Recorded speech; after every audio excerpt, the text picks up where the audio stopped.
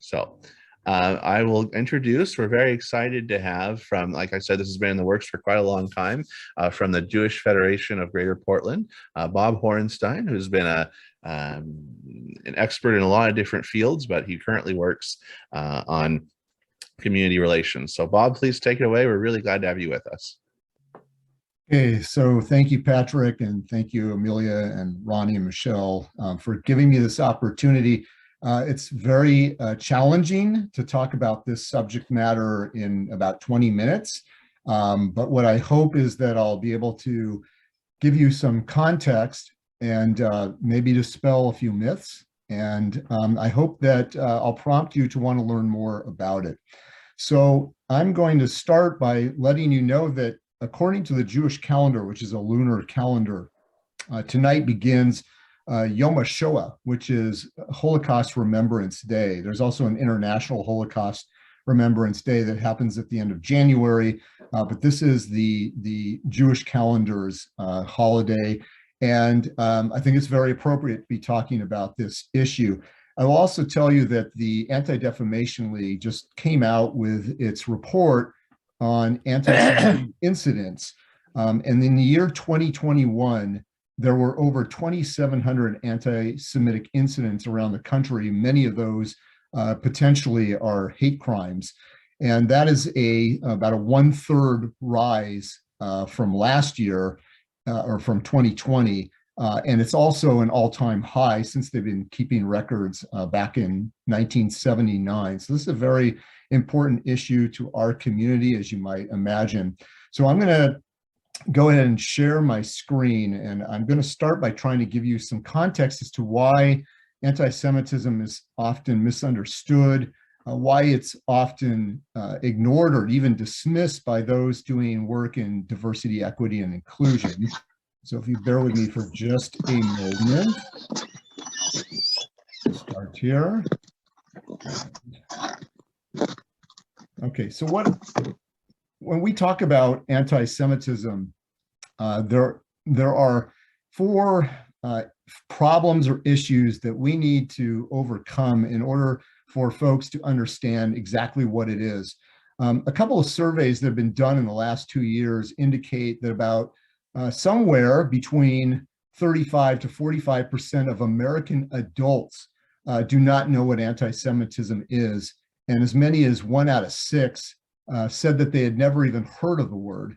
So if you look at this, these boxes here, these squares, I'm going to go through each one very quickly.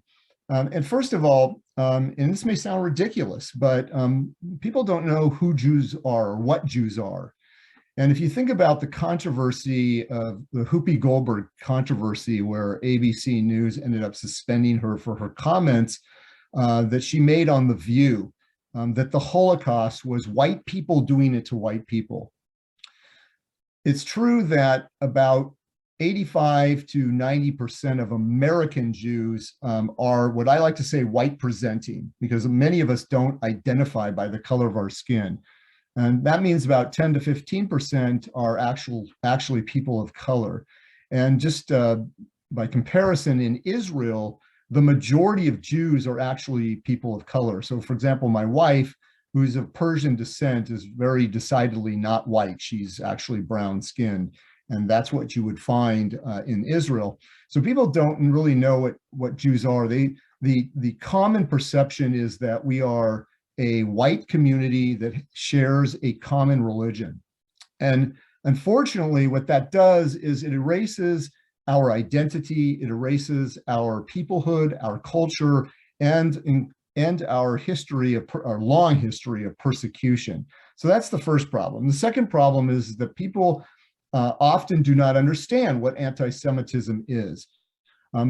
They think that it's somehow hatred of Judaism, but people nowadays aren't opposed to the way we worship. Anti-Semitism is actually hatred of Jewish people, and that's not clearly understood. How anti-Semitism works. So it's true that Jews in America have, quote unquote, largely made it. We've assimilated, and we are disproportionately represented in positions in government and business and media. However, the way that our history has shown over time is that when things are really good, there's still reason to be very concerned. So even though we may be largely assimilated and to some extent very comfortable today, that doesn't mean we don't have a sense of vulnerability. So if you think about, for example, the Jews of Germany, and here we're talking about Holocaust Remembrance Day. In the 1920s, the Jews of Germany were very assimilated, and again, they had positions of power, and yet 20 years later, they were sent on boxcars to their death. And so the Holocaust is actually not an aberration. It's, if you look at our long history where we have been expelled from community after community after community, or persecuted or forced to convert, there's Inquisition, there is the Crusades, and I can go on and on. So the Holocaust is actually the rule, not the exception. And that's not always understood. So being concerned about what lies ahead is sort of baked into our DNA. And then lastly, and this is probably the most important, our perspective is less trusted. And by that, I mean that many Americans, if not most Americans, view structural oppression through the lens of race. And that's understandable. And so when they look at Jews and they see that the majority of American Jews are white, they may ask the question, well, how can Jews feel vulnerable when privilege and affluence are associated with being white? How can anti-Semitism be a pressing issue if its victims are positioned at the top of the oppressive power structure? And so these are the things that we need to figure out how to overcome in order to show that there is, in fact, a serious concern about this issue. And if you just look at the rising level of anti-Semitism, anti-Semitic hate crimes and incidents, you'll know why our community has invested so much money in protecting our houses of worship and other institutions. So now I'd like to, with that context, I'm now going to, let me get out of this, and I'm going to share just a quick PowerPoint with you.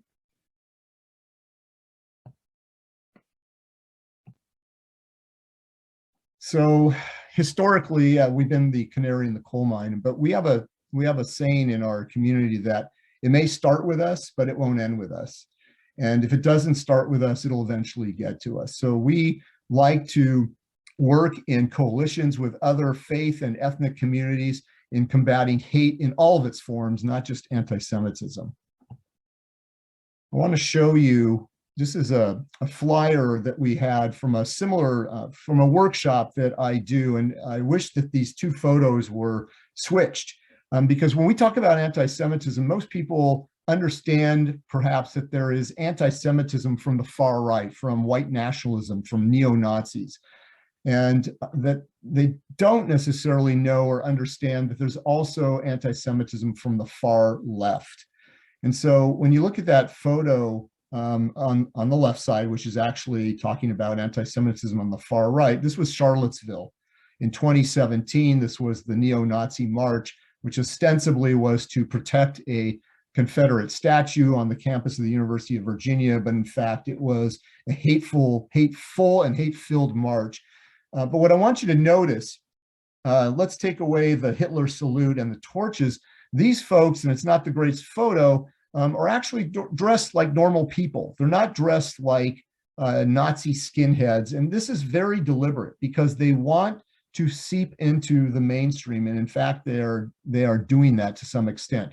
The photo on the right, which depicts anti-Semitism from the far left, which is often conflated with Israeli-Palestinian conflict. I'll get to that in a moment.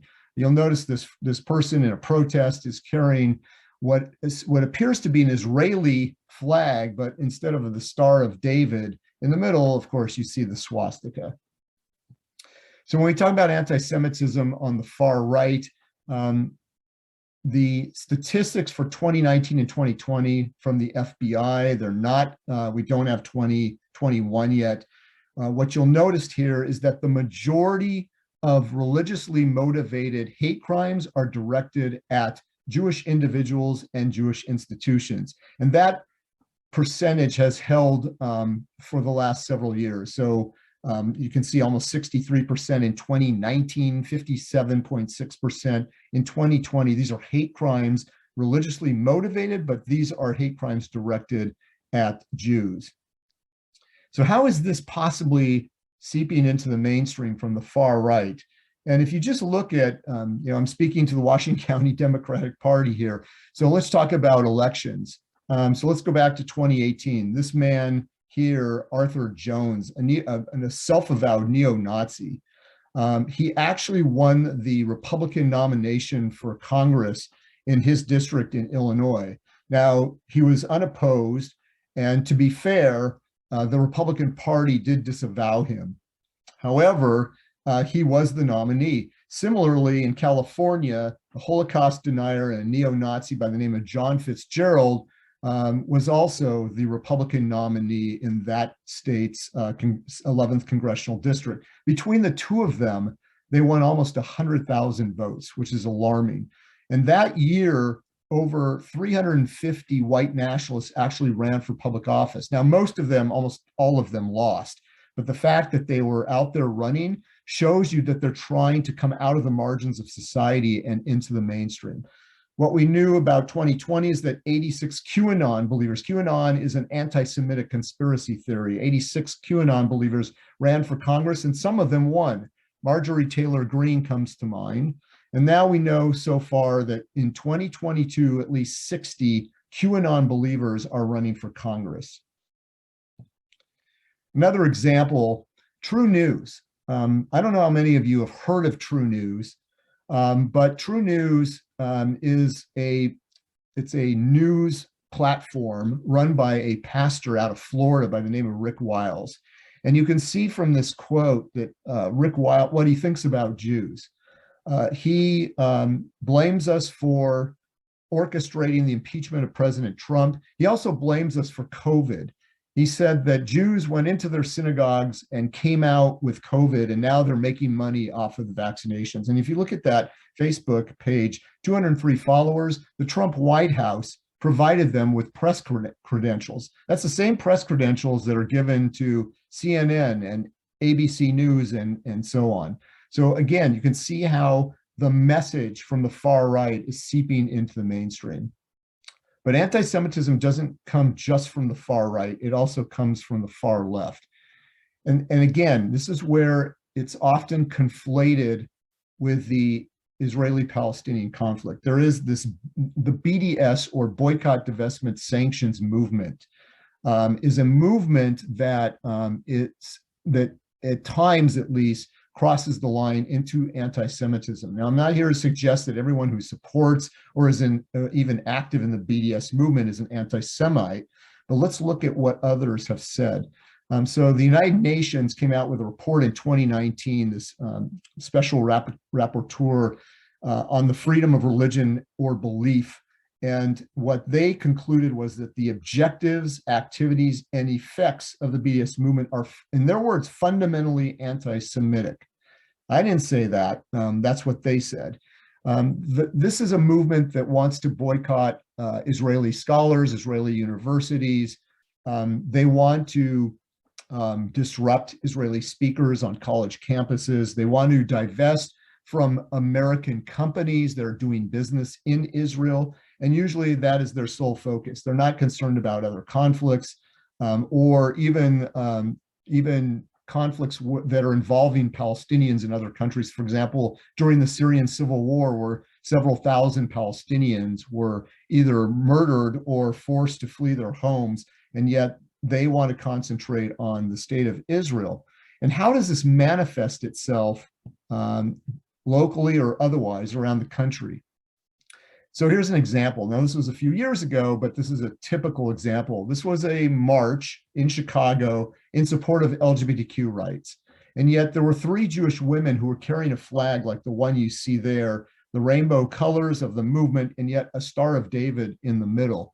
And they were kicked out because they were told that the march was explicitly anti-Zionist, and that if they were not okay with that, they should leave, because Zionism is an inherently white supremacist ideology. Now, Let me explain for a moment. So I am a Zionist and a proud Zionist, and I want you to know what that means. Some understand Zionism as simply a political movement, the national liberation of the Jewish people, and wanting to establish a homeland or a state in our ancestral homeland, which of course is the state of Israel.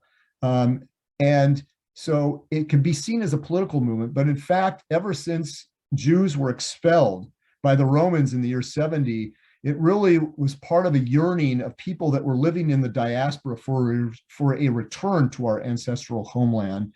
And that yearning is actually embedded in our daily prayers that we recite to this day. So it's really part of, for those of us who are Zionist and identify as far as a core religious identity, that's part of our identity. So when someone denigrates Zionism or Zionists, they're really dehumanizing those of us who have a strong identity in that regard. So I want you to notice here that these folks threw out these women from the march by saying that Zionism is an inherently white supremacist ideology, and yet we know that white supremacists, their main target are Jews. So we're getting it from both ends. Here's another example of how this plays out. Again, I'm just picking out some examples that I use in my workshop. This young lady was the vice president of the student government at USC, and there was a campaign to expel her. Why? It wasn't because she was cisgender. It wasn't because she was queer. It was because she identified, as she says, as a Zionist, a supporter of Israel's right to exist as a Jewish majority state. And there was a campaign to, forgive my language, impeach my Zionist ass. So this sort of anti-Semitism we see on college campuses around the country, and it's very alarming, as you might imagine. Here is yet another example. This is an even more recent example. So the Sunrise Movement, which is an environmental group, decided that they were not going to participate in a rally in favor of voting rights, so combating election subversion and voter suppression, because there were 3 Jewish organizations that were part of the rally, liberal Jewish organizations. And so thankfully, the main body, the main organization spoke out against what this DC chapter did. But we see these kinds of things over and over again, where there is a litmus test imposed on Jews. You either are part of our social justice cause, but you have to disavow Israel or disavow your Zionist identity, or you cannot participate. And Jews, by the way, have a long history of supporting all kinds of important social justice causes. Martin Luther King also had something to say about anti-Zionism, and he called it discrimination against Jews because they are Jews. Now, you don't have to agree with all of these opinions that I'm showing you, but this is where there might be some debate, but oftentimes the anti-Zionism goes too far and certainly crosses the line into anti-Semitism. So the International Holocaust Remembrance Alliance adopted a definition of anti-Semitism. It is the most internationally accepted definition of anti-Semitism in the world. It has been enthusiastically endorsed by the Biden administration.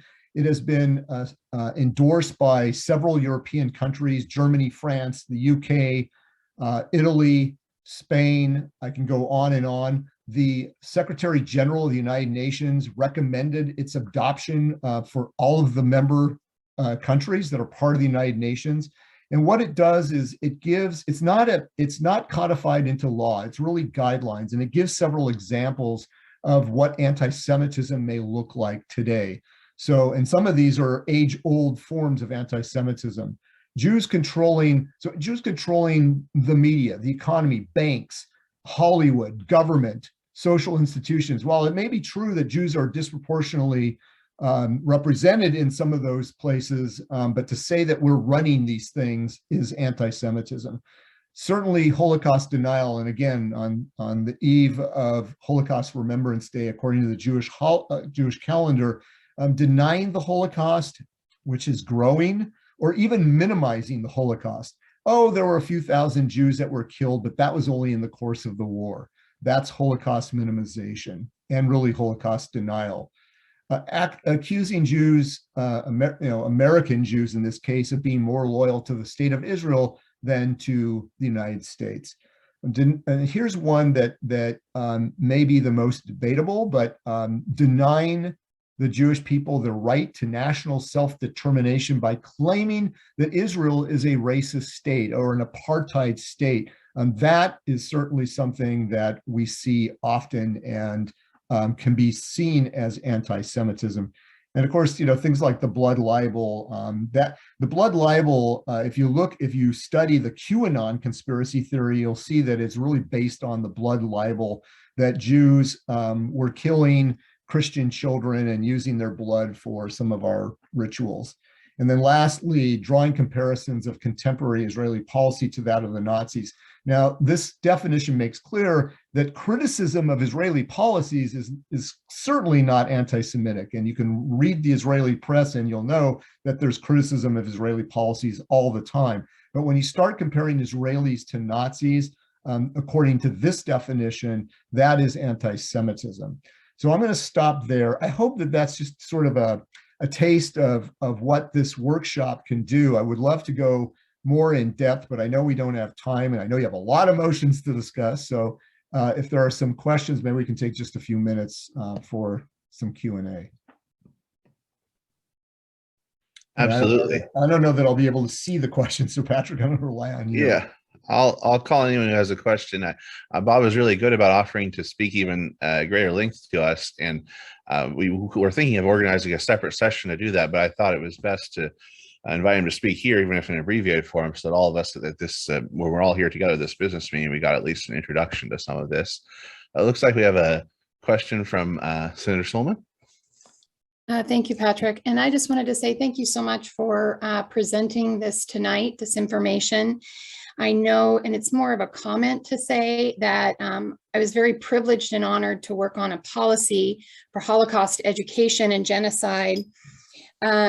In genocide education, because with Alter Wiener, a former Holocaust survivor who lived in House District 30 here in Orenco, Claire Sarnowski, who was a 15-year-old a student in Lake Oswego, and I look forward to learning more.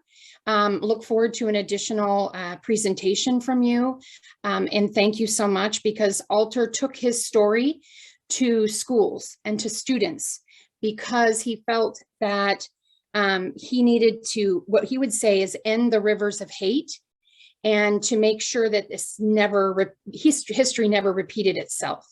So I thank you so much for continuing the lessons to us all, and I look forward to hearing more. Thank you. Well, and Senator Solomon and formerly Representative Solomon, so we thank you for your support of that bill, which was passed unanimously, and now it needs to be implemented. And we say that because this is about educating people, not just on the Holocaust, but on genocide, because it's the first line of defense against hatred, and it's really critical that teachers begin to teach that subject. Thank you. All right, it looks like we have a question from our Tiger Tualatin School District Vice Chair, Marvin Lynn. Thank you, Patrick. I want to also express my appreciation for this presentation. It was very informative. I had the opportunity a couple of years ago, before the pandemic, to do a Holocaust education tour where we spent time at Auschwitz and other parts of Poland, and really learned a lot. It was a bunch of educators who went. And so just having a real a profound understanding, I think, of that experience. And as you were saying, it's not new. And then coming back to the US and folks in my church who were very, very liberal leftist folks, sort of wanting to have conversations about the Israel-Palestine conflict, right? And feeling very torn about that, because as you suggested, some of that leftist discourse is anti-Semitic. And so I guess I would ask, what do you recommend in terms of sort of people who really want to be sensitive to that conflict and want to call for peace between Israel and Palestine, but also want to be supportive and understanding about issues related to anti-Semitism and the Holocaust? Where do you draw the line there? Well, first of all, bring me to your church so I can talk about it. Really, I mean, because I think that if they understand where much of the Jewish community is on that issue, supporting a two-state solution. So that means that we don't just support national self-determination for Jews, we also support national self-determination for the Palestinian people. And that's often misunderstood. But I do like to try and make that distinction between the conflict itself, which I'm happy to talk about, I mean, not now, but also where anti-Semitism from the far, how it manifests itself on the far left, that really has nothing to do with any particular Israeli policies. And I think just educating about that is really critical. So I'd be more than happy to come and talk to your congregation. Thank you. All right, and maybe just one more question, since we have some other matters to get to, but let's go to our former county party chair, Susan Bender-Phelps. Thank you so much, Patrick. Bob, thank you so much. You and I get to talk generally once a year. This is great. What kinds of programs do you have for young people? Because what I'm finding is young people are so removed from the history of anti-Semitism and some of the things that are occurring between young people and by young people has been very concerning to me. Yes, I mean, young people are not just learning about this, they're not learning about our history of discrimination in the state, in the country, and there are a lot of efforts around the country to erase that history. In fact, we just went on a civil rights trip with 41 local folks, half from the African-American community, half from the Jewish community, to really learn about some of that troubling history, things that aren't commonly known. But in terms of the best thing I can say in a very short time is, first of all, there are resources now available through ODE about for teachers to teach the Holocaust to kids as young as, I believe, 7th grade. Also, look, I have been working with some of the schools and where there has been anti-Semitism, racism, hate rhetoric, hate speech in the hallways. And I would give a shout out to the Anti-Defamation League. They have an initiative called No Place for Hate, where they can go into a school and they actually train, now say if it's high school, and they can also do this in middle school, they can train high school students. So my son at what was then Wilson High School, and now thankfully Ida B. Wells High School, they go in and they take sophomores and juniors who volunteer, and they take them into an intensive 3-day training, how to become effective allies, how to respond to hate in a safe way, of course, and then train the freshman classes on how they can be effective allies. So it's very powerful. They're working in some of our local schools. They are currently at Ida B. Wells. I think they're also at the 2 middle schools that feed into what Ida B. Wells, and there's several other schools that I think Tiger Tualatin as well. So I would say that's one way to get kids. I mean, kids really need to learn how to become sensitized, and become effective allies in combating what unfortunately is not uncommon in our schools. So that would be my recommendation. All right. Well, we really appreciate you taking the time, Bob. Thank you so much. And we'll hope to have you back in the future for maybe a more extended presentation. And like in the chat, we have the links to the to your organization and how folks can find out more information. So really appreciate it very much. Thank you again for the opportunity, and good luck with the rest of the meeting. Yeah. I think that this is the things you share, things all of us are in complete agreement on, at least as far as combating anti-Semitism and being an ally to our Jewish community.